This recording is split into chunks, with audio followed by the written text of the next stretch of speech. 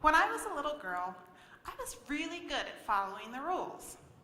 I said my prayers at dinner. I raised my hand in class. I always did my homework.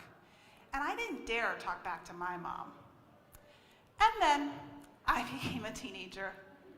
Don't get me wrong, I wasn't a bad kid. I was just sassy. So whenever my mom and I didn't agree, I would just have to speak up. I spoke up about your typical teenage dilemmas like my early curfew and why I should absolutely be allowed to date the cute boy down the street. Boy, could my mouth get me into trouble. But I also spoke up about things that really mattered to me. I spoke up when I wanted to go to college. I spoke up when I thought I should be allowed to have friends outside of my race. And I spoke up about my father's abusive behavior. Truthfully, I think having the courage to speak up is one of life's greatest gifts. With the power and privilege to use our voice to be champions of change, I often wonder, why don't more people speak up? Why is it that 1 million football fans will take off work and show up in masses to support their favorite football team, but few will ever actually become fanatic about causes that really matter?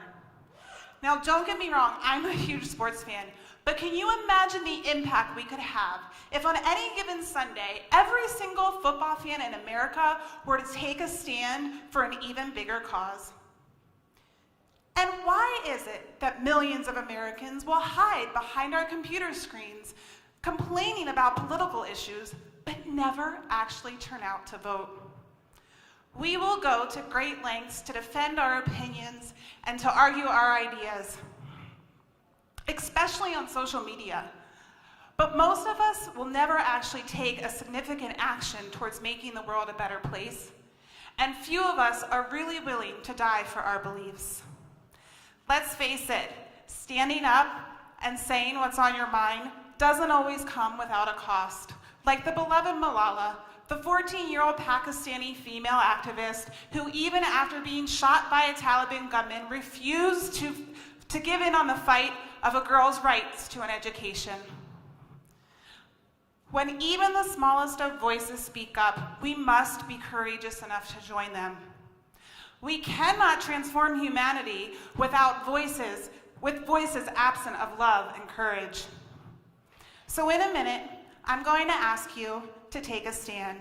When you take a stand, you take action. And taking action is the key to creating positive change. But before I do, let me tell you a few things I've had enough of. I've had enough of senseless gun violence.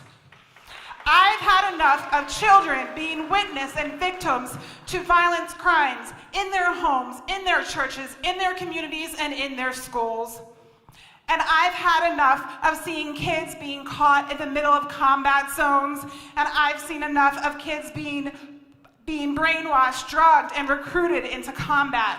And I am sick and tired of women and children being bought, sold, and exploited for profit and sexual pleasure. Enough is enough is enough is enough.